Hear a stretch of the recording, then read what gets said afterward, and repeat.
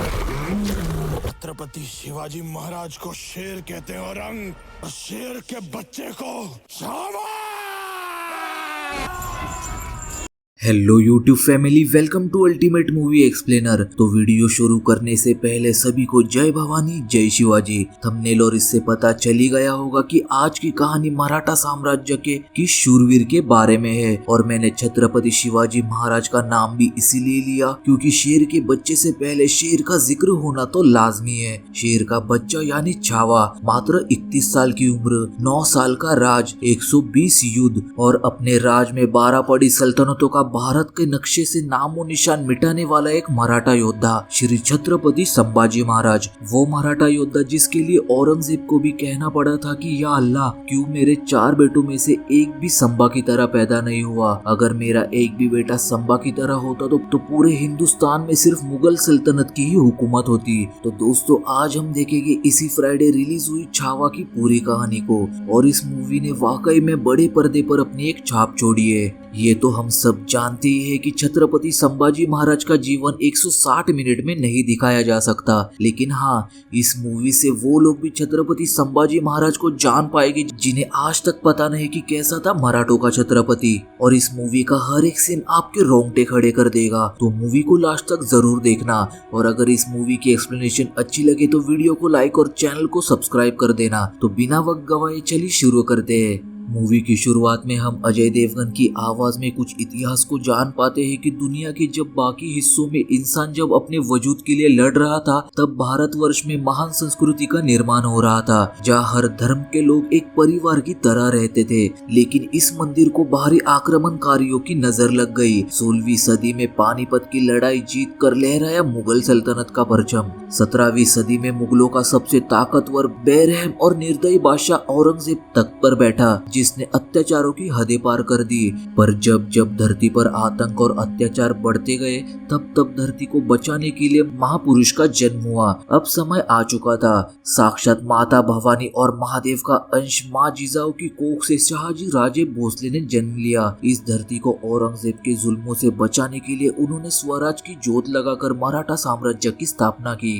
वो थे भारत भूमि के महानायक छत्रपति शिवाजी महाराज। उनकी लड़ाई किसी भी धर्म के खिलाफ नहीं थी। उनका संघर्ष कट्टरता और उद्दंडता के विरुद्ध था। औरंगजेब और उसकी शक्ति को अगर कोई ललकारने वाला था तो वो था दक्कन का शेर, वीर पराक्रमी छत्रपति शिवाजी महाराज, जिसके साथ ये सीने ही कट होकर दिल्ली के लाल किले पर आता है, जहाँ आलमगीर औरंगजेब के लिए बंगाल से शाही नजराना भेजा हुआ था। और साथ ही एक खबर की छत्रपति शिवाजी महाराज अब नहीं रहे, जिसे सुन वहाँ मौजूद सारी बैठक खुश हो जाती है, क्योंकि उन्हें लग रहा था कि अब पूरे हिंदुस्तान पर बस उन्हीं की हुकूमत होगी। लेकिन औरंगजेब बिल्कुल ही शांत था, क्योंकि वो जानता था कि छत्रपति शिवाजी महाराज जैसा दुश्मन उसे कभी भी नहीं मिलेगा। इसलिए वो अल्लाह से दुआ करता है कि जन्नत के दरवाजे खुले रखना, क्योंकि शेर आ रहा है। फिर भी वो सभी को मराठा साम्राज्य के इंतकाल की खुशियां मनाने का आदेश दे देता है, पर उसे नहीं पता था कि शेर चला गया तो क्या हुआ, छावा अभी भी जिंदा है। जिसके बाद सीन आता है 31 जनवरी 1681 बुरहानपुर में, जहाँ खान जमान के सिपाहियों ने लूटा हुआ खजाना लाया था। क्योंकि अब छत्रपति शिवाजी महाराज इस दुनिया में नहीं थे, तो हर कोई गरीबों से उनकी जान बख्शने के बदले में उनसे टैक्स वसूल करते थे। खान जमान को लग रहा था कि मराठे अब अनाथ हो चुके हैं और कोई भी उन पर हमला करने की सोच भी नहीं सकता। तभी मौलाना आकर खान जमान को नसीहत देते हैं कि अल्लाह के घर मौत का फरमान और अपने घर बिन बुलाया मेहमान कभी भी आ सकता है। लेकिन जल्दी वो सभी समझ जाते हैं कि एक आंधी उनकी तरफ काफी तेजी से बढ़ रही है, और उस आंधी का नाम था छत्रपति संभाजी महाराज, जो बेखौफ अकेले ही खान जमान के सिपाहियों के बीच कूदकर सभी से भिड़ जाते हैं। छत्रपति संभाजी महाराज के नजरों से ही सारे सिपाही अपने कदम पीछे हटा लेते हैं, और जो भी आगे आता है उन्हें अपनी जान की कीमत चुकानी पड़ती है। छत्रपति संभाजी महाराज की दहाड़ से ही सारे मराठा मावले भूखे शेर की तरह उन सिपाहियों पर टूट पड़ते हैं। तभी महाराज युद्ध के बीच एक छोटे बच्चे को देखते हैं, जिसे वो उठाकर उसके माँ को सौंप देते हैं। माँ और बेटे को देख उन्हें अपनी माँ सईबाई की याद आने लगती है, क्योंकि बचपन में ही उनकी माँ सईबाई उनसे दूर हो चुकी थी। लेकिन अपने भावनाओं पर काबू करके छत्रपति संभाजी महाराज लगातार खान जमान की तरफ बढ़ रहे थे। खान जमान धोखे से छत्रपति संभाजी महाराज को शेर के पिंजरे में गिरा देता है, लेकिन खान महाराज की ताकत से बिल्कुल बेखबर था। वो नहीं जानता था कि नीचे एक नहीं बल्कि दो शेर है। और यहाँ आता है मूवी का एक आइकॉनिक सीन, जहाँ छत्रपति संभाजी महाराज शेर के जबड़े को खड़े खड़े ही फाड़ देते हैं। ऊपर खान अपने सामने छत्रपति संभाजी महाराज को देख डर से कांपने लगता है। छत्रपति संभाजी महाराज खान से कहते हैं कि कह देना अपने मालिक से कि शेर नहीं रहा लेकिन छावा अभी भी जिंदा है, और फाड़ देगी मुगल सल्तनत की छाती अगर मराठा साम्राज्य के विरुद्ध सोचने की जुर्रत भी की। हम शोर नहीं करते, सीधे शिकार करते हैं। दूसरी तरफ जंग के बाद धनाजी के बहते हुए खून को देख यशाजी को काफी तकलीफ हो रही थी, जिस पर धनाजी एक ऐसी बात कहते हैं जिससे यशाजी की छाती भी चौड़ी हो जाती है कि स्वराज्य का ये खून मुगलों की इस जमीन को पवित्र कर रहा है। यहाँ कवि कलश को अंताजी और रायाजी अकेले खाना खाते देख कहते हैं कि हमारे युवराज के चहीते कवि कलश अकेले क्यों खाना खा रहे हैं, जिस पर कवि कलश काफी प्यारी सी और दिल छूने वाली कविता कह देते हैं। वो कहते हैं कि कवि मन के मीत अनेक, फूल पंछी प्रकृति समेत, वो हर किसी को अपनाता है, संगत का वो स्वार्थी नहीं जो हर महफिल को सजाता है। प्रभु अगर प्रसन्न है तो क्या लाज समाज, इस कवि कलश के मीत है संभाजी शिवराज। वही छत्रपति संभाजी महाराज जलती आग को देख उन्हें छत्रपति शिवाजी महाराज की बात याद आती है कि जब तक स्वराज की आग जलती रहेगी ये धुआं ऐसे ही उठता रहेगा। तभी वह हम्बीर राव आकर संभाजी राजे से कहते हैं कि हमें आप में छत्रपति शिवाजी महाराज की छवि दिखाई देती है। इस पर शंभू राजे उनसे कहते हैं कि और मुझे आप में आई साहब और आबा साहब दोनों के आशीर्वाद की शक्ति मिलती है। सामने 1000 शत्रु क्यों ना हो, हम जानते हैं कि आपकी आंखें बस हमारी रक्षा करती रहेगी। जिस पर हम्बीर राव सिर्फ इतना कहते हैं कि हमारे खून का हर एक कतरा स्वराज और आपके लिए समर्पित है। संभाजी राजे सारे मराठों को बताते हैं कि ये केवल एक जीत नहीं बल्कि एक दहाड़ है जो औरंग के कानों में चीख चीख कर कहेगी कि छत्रपति शिवाजी महाराज आज भी जिंदा है और इस लड़ाई में हर धर्म का सम्मान करते हुए आगे बढ़ेंगे,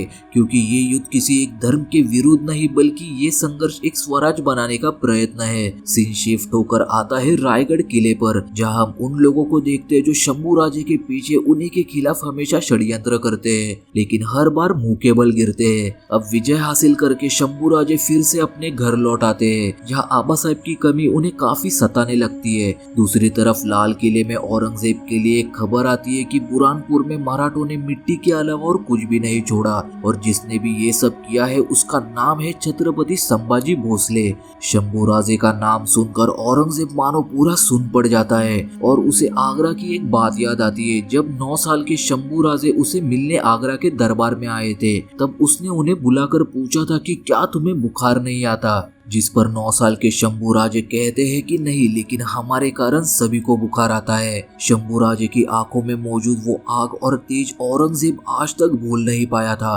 औरंगजेब कहता है कि शिवा गया लेकिन अपनी सोच जिंदा छोड़ गया। वो अपने खुदा से दुआ करता है कि जब तक मैं दक्कन ना पहुंचूं संभा को सही सलामत रखना। और वह छत्रपति शिवाजी महाराज के युवराज शंभू राजे का राज्याभिषेक होने वाला था। शंभू राजे संपूर्ण स्वराज और आबा साहब के लिए अपनी राजगद्दी ग्रहण करते हैं और सही मायने में इस सीन के दौरान वाकई में ऐसा लगता है कि छत्रपति संभाजी महाराज हमारे सामने हो। रात के खाने पर गनोजी संभाजी राजे से कहते हैं कि हम चाहते हैं कि गिरकन प्रशासन का संपूर्ण अधिकार हमें सौंप दिया जाए, क्योंकि हमारे वतन की वतनदारी अगर हमारे हाथों में रहेगी तो उसकी भलाई के लिए हम स्वयं निर्णय ले सकते हैं। इस बात को सुनकर शंभू राजे गनोजी से कहते हैं कि तुम्हें सिर्फ गिरकन नहीं बल्कि पूरे दक्कन के बारे में सोचना चाहिए। अब कहानी आती है अप्रैल 1680 रायगढ़ किले में, जहाँ राजमाता सोयराबाई शंभू राजे के राज्याभिषेक से काफी गुस्से में थी। वो प्रजा से कहती है कि बड़े महाराज के देहांत के बाद हमने संभाजी राजे को कई बार कैद करने की कोशिश की, लेकिन हम्बीर राव ने हर बार शंभू राजे का ही साथ दिया।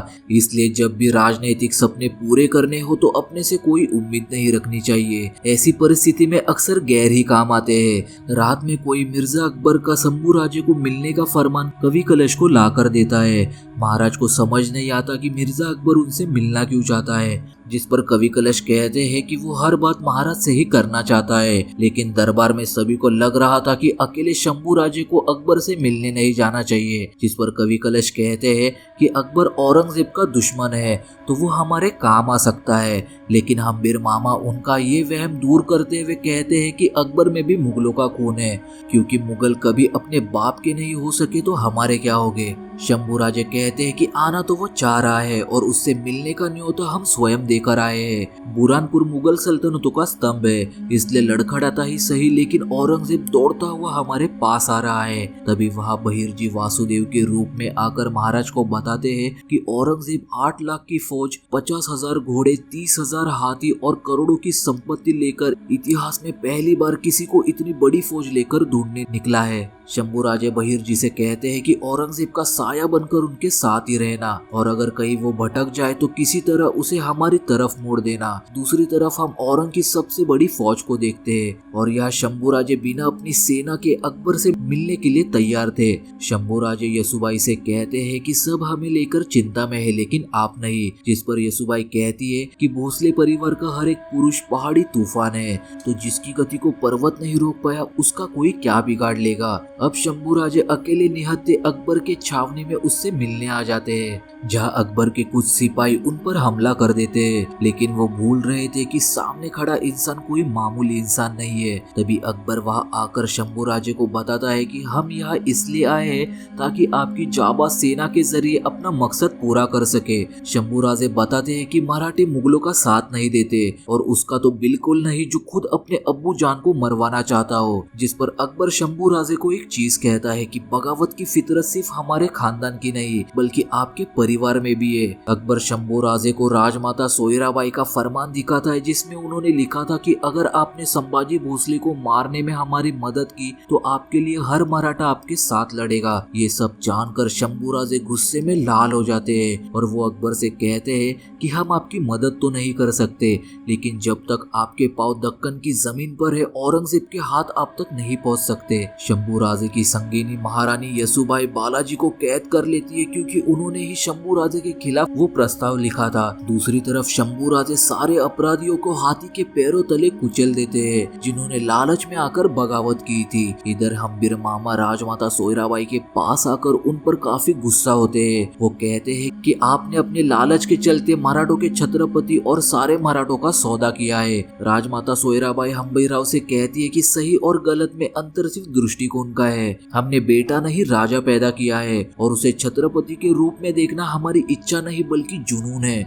और उसके लिए हम कोई भी हद पार कर सकते हैं। यह औरंगजेब अपनी पूरी फौज के साथ बुरहानपुर पहुंच चुका था। सभी कब्रिस्तान बने बुरहानपुर को देख दंग थे। औरंगजेब खान जमान को मार देता है क्योंकि उसका मानना था कि उसके होने के बावजूद भी एक 24 साल के लड़के ने हमारे इस खूबसूरत शहर को कब्रिस्तान बना दिया। तभी उसे ये भी पता लगता है कि शंभू राजे ने अकबर को पनाह दी है। इसलिए औरंगजेब सभी से कहता है कि जब तक संभा पकड़ा नहीं जाता तब तक मैं मुगल सल्तनत का ये ताज सर पर नहीं पहनूंगा। और यही से शुरुआत होती है एक नए युद्ध आरंभ की। बहिर्जी शंभू राजे को आकर बताते हैं कि मुगलों की आधी फौज दक्कन पहुंच चुकी है। दिल दहल जाएगा उनकी ताकत और दरिंदगी को देखकर। पेड़ों पर पत्तों से ज्यादा तो लाशें लटकी हुई है। नदी में पानी से अधिक प्रजा का खून बह रहा है। बच्चों को कुएं में फेंक कर मार दिया, औरतों और बूढ़ों को जिंदा ही घर के साथ जला दिया।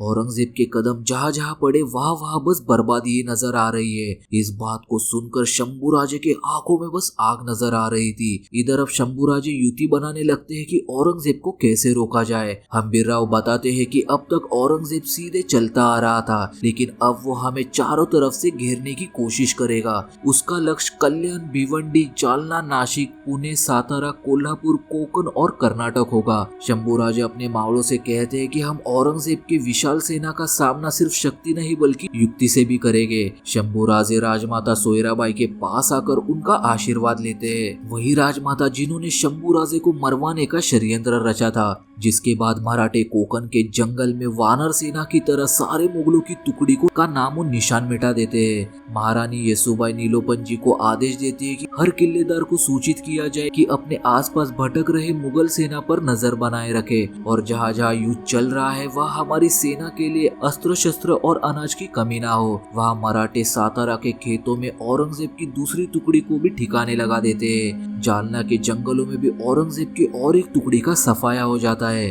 दूसरी तरफ औरंगजेब अपनी छावनी में अपने ही एक सिपाही को मौत के घाट उतार देता है। इधर कोल्हापुर में भी मराठे भूकंप की तरह जमीन से निकलकर वहां मौजूद मुगलों को उसी जमीन में गाड़ देते हैं। यहाँ तक कि मराठे मुगलों को नासिक का पानी भी रास नहीं आने देते। भूखे मगरमच्छ की तरह वहाँ आए सारे मुगलों का सफाया कर देते हैं। इन सब चीजों ने औरंग की नींद उड़ा दी थी क्योंकि उसकी फौज लगभग आधी हो चुकी थी। यह औरंग को उसकी बेटी बताती है कि संबा तक पहुंचने का रास्ता मिल चुका है।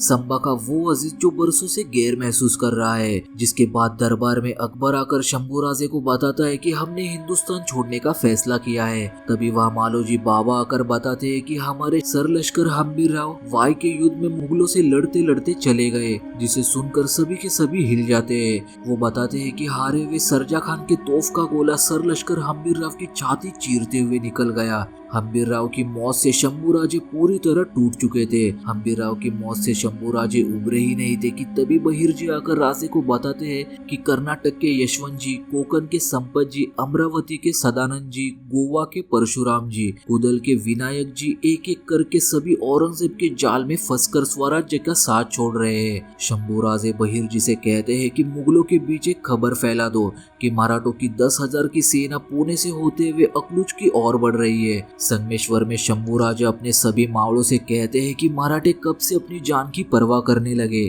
कब से उनका सर शत्रु के सामने झुकने लगा। इसलिए मुझे कल सुबह तक हर एक मावड़ा संगमेश्वर में चाहिए। रात के अंधेरे में मराठे आग की तरह औरंगजेब की तरफ बढ़ेंगे। या पनाड़ा किले की तरफ रात के अंधेरे में औरंगजेब की सेना काफी तेजी से बढ़ रही थी। तभी धनाजी और उसके बाबा देखते हैं कि सेना किले की तरफ नहीं बल्कि शंभूराजे की तरफ बढ़ रही है। तभी धनाजी के मन में एक सवाल आता है कि संगमेश्वर जाने का सबसे छोटा रास्ता अंबा घाट से, ये चीज मुगलों को कैसे पता। और जंगल में हम उन दो लोगों को देखते जो मुगल के साथ मिल गए थे और ये लोग और कोई नहीं बल्कि गनोजी और कान्होजी थे। सारे मुगल संगमेश्वर पहुंचकर हमला बोल देते। कवि कलश को जब ये पता लगता है कि मुगलों का साथ गनोजी और कान्होजी ने दिया है तो ये बात जाकर वो फौरन शंभूराजे को बताते हैं, जिसे सुनकर शंभूराजे अपनी तलवार की धार से सभी को काटने के लिए तैयार थे। वहाँ हो रहे घमासान युद्ध में अंताजी मुगलों के हाथों बेमौत मारे जाते हैं। पूरे नदी में मानो पानी नहीं बल्कि सिर्फ खून है, जिसमें रायाजी की भी मौत हो जाती है। इस वक्त युद्ध में हो रहा हर एक सीन आपके रोंगटे खड़े कर देगा। शंभूराजे को लड़ता देख आपका खून खोलने लगेगा। मुगल ये देखकर हैरान थे कि 1000 सिपाही मिलकर भी शंभूराजे को काबू नहीं कर पा रहे हैं। सारे भेड़ियों ने शेर को घेर लिया था और आखिरकार अपनों के धोखा देने की वजह से मराठों का छत्रपति संभाजी महाराज जंजीरों में जकड़ा जाता है। लेकिन कहते हैं ना, जख्मी शेर हमेशा खतरनाक होता है। और अब वो वक्त आता है जिसे देखकर आपके आंसू नहीं रुकेंगे। और यहाँ स्वयं हम देख पाते हैं कि शंभूराजे के साथ किस तरह बर्ताव किया जा रहा था। तलवारों से शंभूराजे के सीने पर इतने घाव किए जाते हैं कि खून रुकने का नाम नहीं ले रहा था। यहाँ महारानी येसुबाई तक भी खबर पहुंच चुकी थी कि शंभूराजे औरंगजेब के कैद में है। दूसरी तरफ शंभूराजे और कवि कलश को जंजीरों में जकड़े औरंगजेब के सामने लाया जाता है।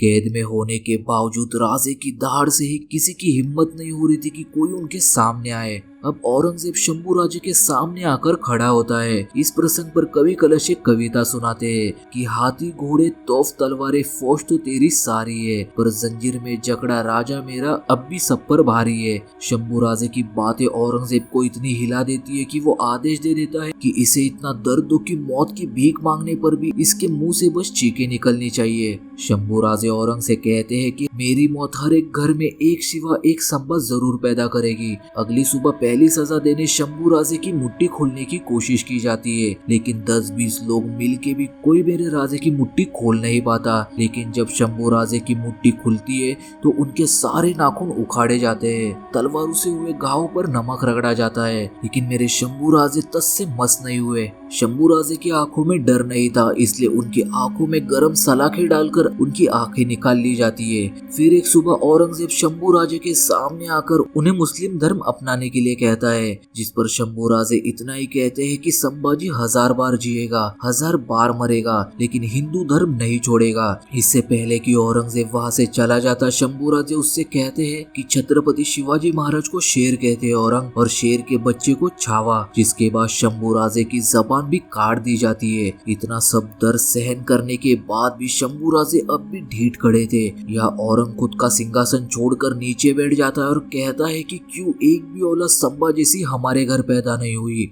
अगर होती तो आज सिर्फ हिंदुस्तान नहीं बल्कि पूरी दुनिया पर मुगलों का राज होता। 40 दिन के दर्द देने वाली पीड़ा के बाद वो काला दिन आता है जब शंभूराजे को औरंगजेब हम सभी से छीन लेता है, यानी 11 मार्च 1989। तब से शंभूराजे हमेशा के लिए अमर हो गए, लेकिन तब से लेकर आज तक वो हर एक मराठा, हर एक इंसान के दिल में जिंदा है। और इसी के साथ ये फिल्म यहीं पर एंड हो जाती है।